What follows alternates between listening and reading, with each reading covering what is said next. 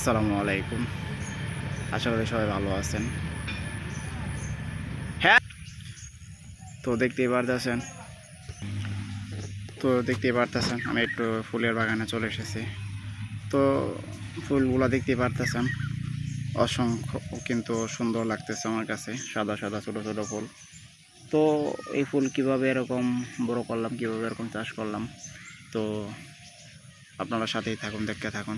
তো আমি যদি নিচের অংশটা দেখাই, হয়তো ভাবতে পারতেছেন যে এটি পলির ভিতরে কেন, প্লাস্টিকের পলির ভিতরে। তো প্লাস্টিকের পলির ভিতরে দেওয়ার একটাই কারণ, যাতে এটি নষ্ট না হতে পারে। যেহেতু প্লাস্টিকের পলির ভিতরে মাটি দেওয়ার পরেই কিন্তু এরকম ফুল গাছ লাগানো হয়েছে। তো আপনারা চাইলে কিন্তু এরকম সহজ উপায়ে কিন্তু প্লাস্টিকের পলিতে এরকম কিন্তু ফুল চাষ করতে পারেন। কারণ এরকম প্লাস্টিকের পলিতে যদি ফুল চাষ করেন, তাহলে তেমন কোনো পরিশ্রমও হবে না, কিছু হবে না। অনেক স্বল্প পরিসরে জায়গায় কিন্তু এরকম ফুল চাষ করতে পারেন। ফুলগুলো সাধারণত ছাদে অথবা যে কোনো খোলামেলা জায়গায় কিন্তু টবে আপনারা অনায়াসে চাষ করতে পারেন। তো এতক্ষণ পর্যন্ত যারা আমার ব্লগগুলি দেখলেন তাদেরকে অসংখ্য ধন্যবাদ। আবার দেখা হচ্ছে পরবর্তী ব্লগগুলি নিয়ে।